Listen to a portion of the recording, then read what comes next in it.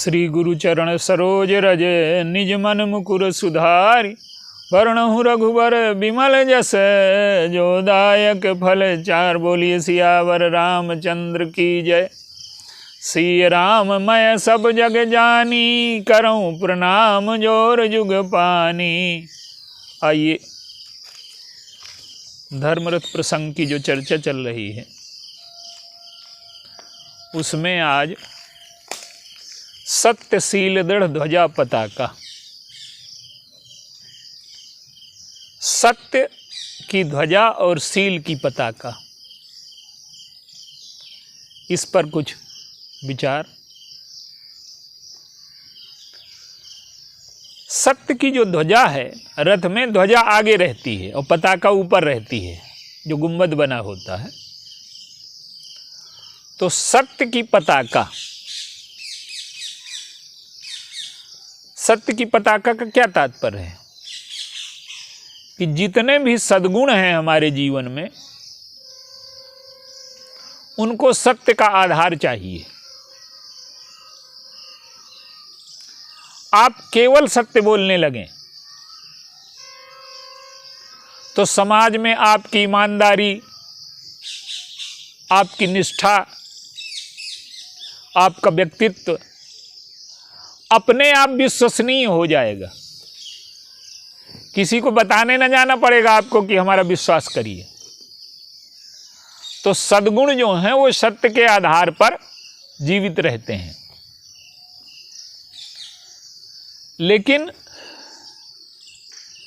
सत्य जिस प्रकार से धर्म को लेकर के समस्या है, उसी प्रकार से सत्य को लेकर के समस्या है। सत्य व्यक्ति प्रयोग करता है, सत्य के स्तर होते हैं। सत्य का तात्पर्य क्या है? जैसे धर्म एक औषधि है, उसी प्रकार से सत्य अपने आप में पर्याप्त नहीं है, उसका परिणाम जीवन में क्या हुआ यह भी देखना है। जैसे एक दो दृष्टांतों के माध्यम से इसे आप देखें। मंथरा है, मंथरा का सत्य क्या है? देखिए, चाहे धर्म हो और चाहे सत्य हो, इनकी मांग समाज में हमेशा रहेगी।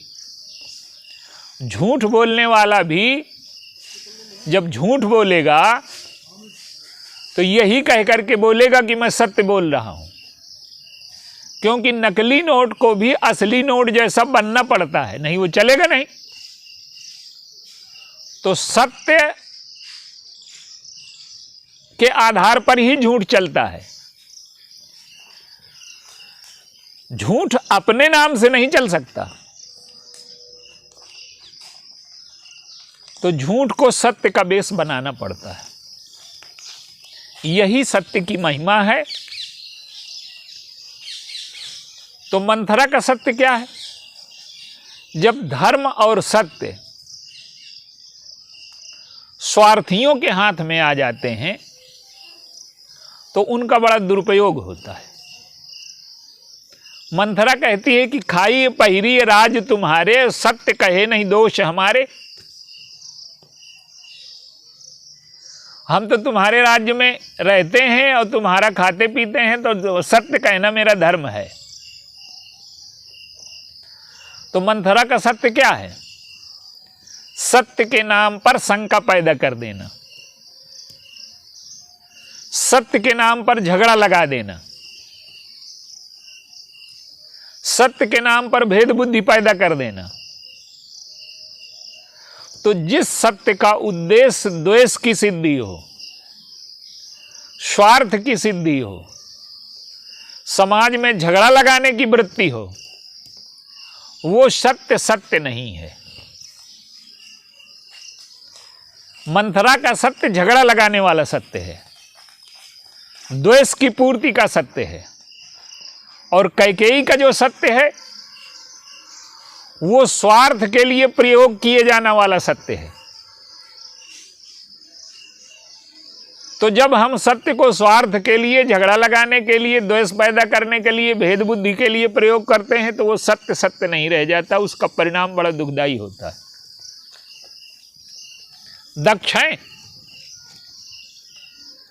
भगवान शंकर की निंदा करते हैं कि ये कपड़े नहीं पहनते, सभा में नंगे चले आते हैं, सभा के नियमों का पालन नहीं करते, सभा का ज्ञान नहीं है इनको। तो दक्ष जो कह रहे हैं वो सत्य कह रहे हैं, लेकिन सत्य का तात्पर्य क्या है? ये सत्य निंदा के लिए प्रयोग किया जा रहा है। इस सत्य का प्रयोग सत्य के लिए नहीं हो रहा। दक्ष अपने द्वेष का दमन करने के लिए, निंदा के लिए, शंकर जी के अपमान के लिए सत्य का प्रयोग कर रहे हैं। अब दक्ष की समस्या क्या है कि जब आपने विवाह किया था, अपनी कन्या का दक्ष ने जब विवाह किया, तब भी तो शंकर जी वैसे ही रहते थे। कुछ आज थोड़ा बदल गए कि आज वो ऐसे हो गए। तो जब विवाह किया तब नहीं देखा था क्या आपने? लेकिन उस समय तो वो कपड़े न पहनने का अर्थ लिया गया कि इनमें भेद बुद्धि नहीं है, द्वैत नहीं है, इसलिए अद्वैत में रहते हैं तो कपड़े नहीं पहनते। उस समय अर्थ दूसरा था, आज अर्थ बदल गया। तो जब सत्य स्वार्थ के लिए, किसी का अपमान करने के लिए, किसी की निंदा करने के लिए, घृणा के लिए, द्वेष के लिए, समाज में फूट डालने के लिए सत्य का प्रयोग किया जाता है, तो सत्य सत्य नहीं रह जाता। फिर अगर झगड़ा लगाने का काम सत्य का है तो असत्य का क्या काम रह गया? धर्म का काम अगर यदि लड़ाना है तो अधर्म का काम क्या रह गया? तो सत्य सत्य तब है जब उससे सामने वाला स्वस्थ हो जाए। देखिए, सत्य दवा है। समाज में क्या होता है, एक व्यक्ति में कुछ कमियां हैं, चरित्र से हीन है, और दूसरा चोर है। तो वो चोर जो है उसकी निंदा करता है कि तुम चरित्र से गिरे हो, और वो उसकी निंदा करता है कि तुम चोर हो। तो ये सत्य तो है, पर इससे क्या होता है? सत्य की दवा तो व्यक्ति को देनी चाहिए, पर जब पच जाए तब। अधिकांशतः सत्य की दवा वो लोग देते हैं जो दवा न होकर के जहर बन जाता है। हमने सामने वाले को या सामने वाले ने एक दूसरे की निंदा की तो 10-20 गाली गलौज हो गई। इसका अर्थ क्या है कि दवा पच जाए, ये तो उल्टी हो गई। तो जब सामने वाले की स्वस्थता हमारा उद्देश्य हो और हमारे अंदर कोई दुर्भावना न हो और हम में औषधि देने की पात्रता हो, अगर हमारे अंतःकरण में कमी है, जहर भरा है, द्वेष है, राग है, तो हम सत्य कह भी रहे हैं तो वो स्वस्थता न देगा सामने वाले को। गाली गलौज होगा और वातावरण घृणित हो जाएगा, दूषित हो जाएगा। तो सत्य दवा है, लेकिन दवा देने का अधिकार केवल वैद्य को है, सबको नहीं होता। तो मंथरा का सत्य, कैकेयी का सत्य, दक्ष का सत्य, ये सब स्वार्थियों का सत्य है और ये समाज में कल्याण की सृष्टि नहीं करता। भरत जी आए, भरत जी का सत्य क्या है? भरत जी का सत्य दवा है। उन्होंने, उनके मन में कैकेयी के प्रति द्वेष नहीं है, घृणा नहीं है।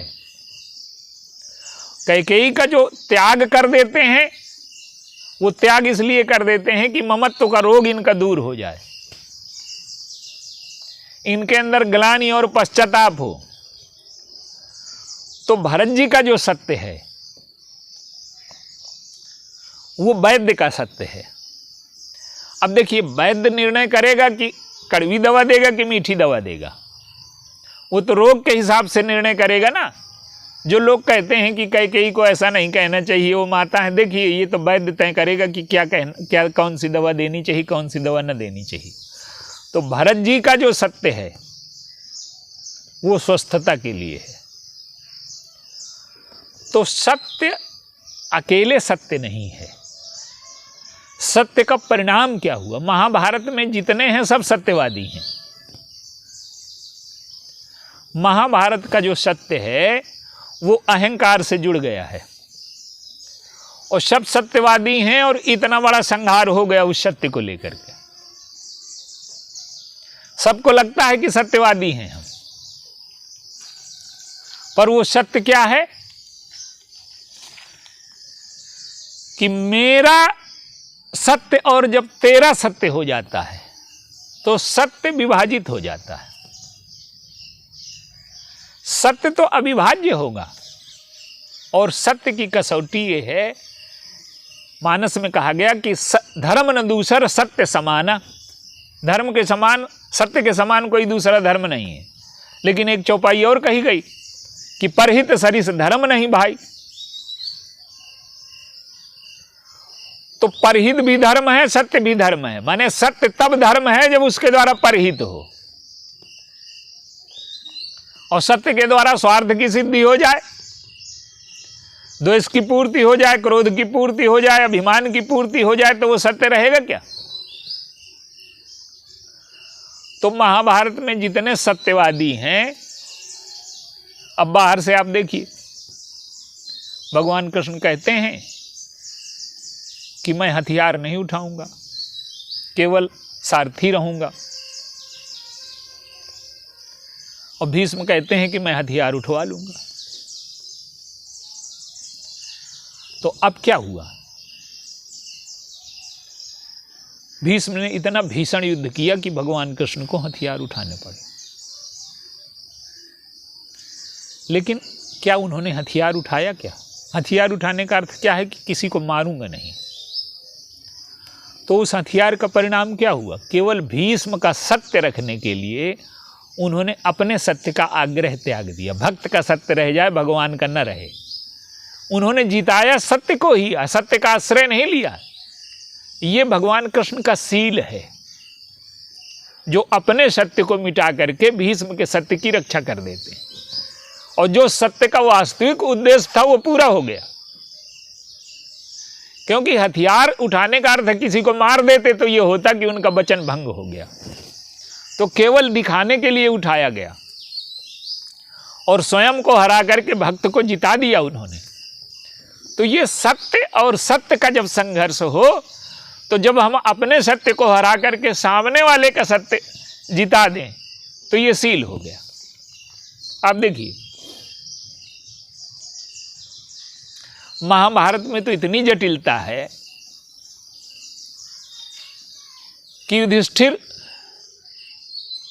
ने अर्जुन की निंदा कर दी, तो अर्जुन कहते हैं हम इनका सिर काट लेंगे, तलवार निकाल ली। अब भगवान कृष्ण को समझाना पड़ा कि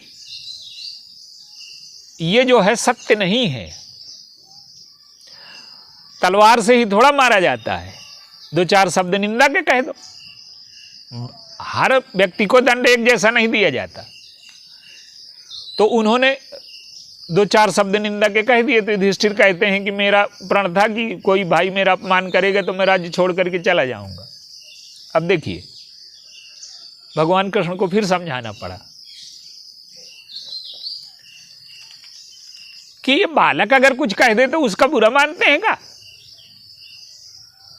तो महाभारत का जो सत्य है वो बड़ा जटिल है, और वो सत्य नहीं है, वो अहंकार का पर्यायवाची बन गया है। सल्ले हैं, कहते हैं कि हम लड़ेंगे दुर्योधन की ओर से। कृतज्ञता एक धर्म है, लेकिन धर्म को क्रमानुकूल स्थान देना पड़ता है। किसी का ऋण लिया है तो कृतज्ञता एक धर्म है। तो क्या दुर्योधन का नमक खाया है, का युधिष्ठिर का नहीं खाया पहले? और अगर युधिष्ठिर का नमक खाया तो वो सब बेकार हो गया। हनुमान जी जा रहे हैं, सुरसा कहती है मैं तुमको खाऊंगी, तुम शरीर से ऊपर उठ गए हो, तो मेरी भूख मिटा दो। अब बाहर से सुनने में तो सुरसा का तर्क ठीक लगता है कि जब शरीर से लगाव नहीं तो परोपकार भी तो धर्म है। लेकिन हनुमान जी कहते हैं कि मैं जाऊंगा, सीता जी की खबर लेकर के भगवान को सुनाऊंगा, भगवान की खबर सीता जी को सुनाऊंगा, तब आऊंगा। माने कहने का अर्थ है कि जब ज्ञान और भक्ति की प्राप्ति हो जाएगी तब आऊंगा। तो ज्ञान और भक्ति की प्राप्ति हो जाएगी तो ये लोग ऐसा खा ही ना पाएगी। तो हनुमान जी इतने परोपकारी नहीं बनते कि सुरसा को कहने खा लो तुम। तो सत्य में भी, धर्म में भी क्रम से वो व्यापक धर्म है और ये व्यक्तिगत धर्म है। तो हमें ये निर्णय करना पड़ता है। अब शल्य क्या है, शल्य का सत्य क्या है कि दुर्योधन की ओर से लड़े तो दुर्योधन की विजय की चिंता करें। लड़ दुर्योधन की ओर से रहे हैं पर युधिष्ठिर के विजय की चिंता कर रहे हैं। दुर्योधन की ओर से लड़ेंगे और दुर्योधन को हरवाएंगे, कर्ण को मरवाएंगे। ये सत्य है क्या? जब व्यक्ति निर्णय नहीं कर पाता कि सत्य क्या है असत्य क्या है, तो इसी प्रकार से गलत निर्णय होते रहते हैं। अब देखिए, अर्जुन का सत्य एक ये है कि पहले द्रोण, कर्ण, भीष्म की, कृपाचार्य की पूजा की और बाद में उन्हीं के विरुद्ध शस्त्र उठा लिया। तो इसका अर्थ ये है कि जो जिस कक्षा में बैठा है, जैसे जैसे कक्षा बदलती जाती है वैसे वैसे धर्म और सत्य की परिभाषा बदल जाती है। सुग्रीव हैं, भगवान ने मित्रता कर ली, सुग्रीव को निश्चिंत कर दिया कि मैं बाली को मार दूंगा। अब सुग्रीव कहते हैं कि नाथ कृपा मन भयउ अलोला, मेरा मन तो अब चंचलता से रहित हो गया, शत्रु मित्र सुख दुख सब समाप्त हो गए। तो भगवान राम कहते हैं कि जो कुछ कहो सत्य सब सोई और सखा बचन मम रसा न होई। सुग्रीव वो बात कह रहे हैं जहां बैठे नहीं हैं। अब शास्त्र में तो सब तरह के वचन मिल जाते हैं, तो आप जहां बैठे नहीं हैं अगर वहां की बातें कर रहे हैं तो वो सत्य है क्या? सुग्रीव को ज्ञान वैराग्य भक्ति का उदय हो गया क्या? शत्रु मित्र, शत्रु पहले देखिए, एक स्थिति आती है कि शत्रु मित्र भी नहीं रह जाते। जब आप जीवन में बहुत ऊंचाइयों पर उठ जाते हैं, सत्य की अंतिम कक्षा में पहुंच जाते हैं, वृत्तियों से ऊपर उठ जाते हैं, तो शत्रु मित्र की परिभाषा समाप्त हो जाती है। लेकिन प्रारंभ में तो शत्रु मित्र होते हैं। सुग्रीव अभी वहां नहीं है और जहां नहीं है वहां की बात करना भी एक तरह का असत्य है। तो भगवान राम कहते हैं कि तुम जो बातें कह रहे हो वो सत्य हैं, लेकिन तुम्हारे जीवन के लिए सत्य नहीं है। जैसे एक मरीज गया डॉक्टर के पास, तो डॉक्टर कहने लगे कि शरीर मिथ्या है, क्या करोगे? तो आप उसको प्रणाम करेंगे क्या? आप समझेंगे कि ये मूर्ख है। डॉक्टर का जो सत्य है वो मरीज का स्वास्थ्य है, वो वेदांत नहीं है। वेदांत का सत्य वो महात्मा के पास मिलेगा। तो जो जहां है वहां बैठा है, उस सत्य का अनुभव करे, उसका पालन करे, फिर जैसे जैसे कक्षा ऊपर उठेगी। जैसे भगवान कृष्ण है, भगवान कृष्ण और भगवान राम में एक अंतर दिखाई देता है। लोगों को लगता है कि भगवान कृष्ण कभी कभी झूठ बोल लेते थे। वो झूठ नहीं बोलते थे, उनका जो सत्य है वो ईश्वर का सत्य है। और भगवान राम का जो सत्य है वो कभी कभी ईश्वर का सत्य दिखाई देता है, बाकी उनका जो सत्य है वो जीव का सत्य है। और भगवान कृष्ण का जो सत्य है वो ईश्वर का सत्य है, समझ में नहीं आता। बालक उनसे चिढ़ गए खेलने में, तो उन्होंने शिकायत कर दी यशोदा मैया से कि इन्होंने मिट्टी खाई। तो यशोदा मैया ने पूछा कि तुमने मिट्टी खाई? तो वो कहते हैं मैंने नहीं खाई। तो ये सब झूठ बोल रहे हैं। कहा कि हाँ, ये सब झूठ बोल रहे हैं, जब ये जानते ही नहीं कि सत्य क्या है। अब खोल करके दिखा दिया उन्होंने मुंह अपना, सारा ब्रह्मांड उसी में है। तो ये सत्य की कक्षाएं हैं, सत्य के स्तर हैं। अंत में क्या है? भगवान कृष्ण जब महाभारत समाप्त हो गया तो परीक्षित तो मृत पैदा हुए ब्रह्मास्त्र के प्रभाव से। तो उन्होंने कहा कि यदि जीवन में मैंने कभी असत्य का आश्रय न लिया हो तो ये बालक जीवित हो जाए। अब भीष्म वहाँ जो खड़े हैं, भीम, अर्जुन, युधिष्ठिर, वो तो मुंह देखने लगे कि ये तो अक्सर झूठ बोलते हैं। लेकिन भगवान कृष्ण के कहने से वो बालक जीवित हो गया। वो कह देते कि मैं ईश्वर हूँ, जीवित हो जाए, वो तो सर्वशक्तिमान है, कह दें तो जीवित हो जाए। लेकिन वो कहते हैं कि यदि मैंने असत्य का आश्रय न लिया हो। क्या तात्पर्य है इसका? कि एक सत्य वो है जो मृत को जीवन दान प्रदान करता है, और एक सत्य वो है युधिष्ठिर वाला कि रथ थोड़ा सा ऊपर उठा है। तो जो रथ ऊपर उठा है वो अहंकार मिला है उस सत्य में, और भगवान कृष्ण का सत्य जीवन दान देने वाला है। तो सत्य वो है जो लोगों के अंतःकरण को स्वस्थ कर दे। सत्य वो है जो लोगों को जीवन दान दे दे। भगवान राम ने कहा लक्ष्मण जी से कि मैं सुग्रीव को मार दूंगा उसी बाण से जिससे मैंने मारा था। अब लक्ष्मण जी जाने लगे तो उन्होंने रोका। कहाँ जा रहे हो? जा रहे हैं मारने। मारना नहीं है, डराना है, और डराना भी इतना है कि दूर न भग जाए, मेरे पास आ जाए। तो वो जो क्रोध है वो दिखाई देता है। अब लगता है कि जो भगवान राम ने कहा वो नहीं किया। उनका अर्थ ये था कि सुग्रीव में जो विषय परायणता आ गई है, जो वो सीता की खोज से विरत हो गया है, जीवन उसका जो बिगड़ रहा है उसे सुधारना है। सत्य वो नहीं है कि मैंने कहा तो मारे डालना है। महाभारत जैसा सत्य होता तो कह देते कि मैंने कहा तो मुझे मारने पड़ेगा। तो महाभारत में जो वाणी है वही सब कुछ है। उसका परिणाम चाहे जो कुछ है ये कोई नहीं देखता। उस सत्य का परिणाम ही महाभारत हो गया। तो भगवान राम का सत्य सुग्रीव की स्वस्थता है। सुग्रीव अगर स्वस्थ हो गए तो अब आवश्यकता नहीं है मारने की। मारना तो भय दिखाने के लिए था, स्वस्थता के लिए था। तो सुग्रीव अगर स्वस्थ हो गए तो अब आवश्यकता नहीं है। तो सत्य औषधि है व्यक्ति के अंतःकरण को शुद्ध करने के लिए। और जब हम सत्य का पालन करते हैं तो जितने सद्गुण हैं हमारे जीवन के, उनको शक्ति प्राप्त होती है। सत्य द्वेष की पूर्ति के लिए नहीं, घृणा की पूर्ति के लिए नहीं है, झगड़ा लगाने के लिए नहीं, स्वार्थ की पूर्ति के लिए नहीं है। और अंतिम सत्य तो ईश्वर को पाना है। वसुदेव से भगवान कृष्ण कहते हैं कि तुम चलो। अब वसुदेव तो सत्य से बंधे हैं, कंस को देने को कह चुके हैं सब बालक। उन्होंने कहा कि सत्यता का प्रमाण पत्र तुम कंस से लोगे क्या, जो तुम्हारे सत्य का दुरुपयोग कर रहा है।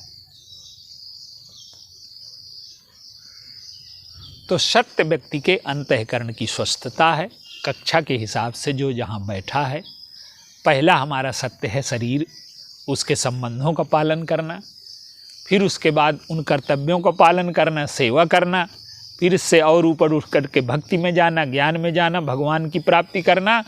तो जो सत्य समाज के हित के विरुद्ध में खड़ा हो जाए, जो सत्य परहित का विरोधी हो और ईश्वर का विरोधी हो, वो सत्य नहीं हो सकता। महाभारत में जितने ये लोग हैं, भीष्म, द्रोण, कृपाचार्य, अश्वत्थामा, ये सब सत्य के विरोधी हैं। जो ईश्वर के विरोध में खड़ा है वो सत्य के विरोध में खड़ा है। जो संसार के हित के विरोध में खड़ा है वो सत्य के विरोध में खड़ा है। वाणी का सत्य सत्य नहीं है।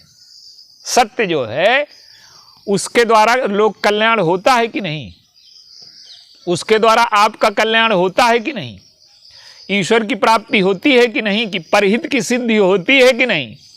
तो जब सत्य अंतःकरण की स्वस्थता हमें उन्नति की ओर ले जाने के लिए, हमारे जीवन को ईश्वर की ओर ले जाने के लिए और समाज के हित से जोड़ने के लिए जो सत्य होता है वो सत्य होता है। भगवान राम का सत्य यही सत्य है। और जब हम सत्य का सहारा लेते हैं तो हमारे सद्गुण जीवित रहते हैं, और असत्य का सहारा लेते ही हमारे सारे सद्गुण मर जाते हैं। लेकिन आज के युग की विडंबना ये है कि प्रारंभ से ही हमें असत्य बोलना सिखाया जाता है। हृदय में कुछ है पर वाणी से बना करके कहेंगे। लेकिन फिर भी कोई भी युग हो, कोई भी समय हो, सत्य की मांग हमेशा रहेगी। किसी के घर में अगर सब लोग झूठ बोलने लगें तो घर ही न चलेगा। समाज बिना सत्य के नहीं चल सकता। एक घर में आपने पूछा अपने घर में कि खाना बन गया, और खाना न बना हो, कह दें कि बन गया, तो घर में सब लोग लगभग एक दूसरे से सत्य बोलते हैं। तो सत्य की प्रतिष्ठा इसीलिए है कि वो हमारे अंतःकरण को स्वस्थ करता है, हमारे सद्गुणों को जीवित रखता है, और समाज से बुराई को दूर करता है, ईश्वर की ओर ले जाता है, और समाज कल्याण से जुड़ जाता है। यही सत्य है। बोलिए सियावर रामचंद्र।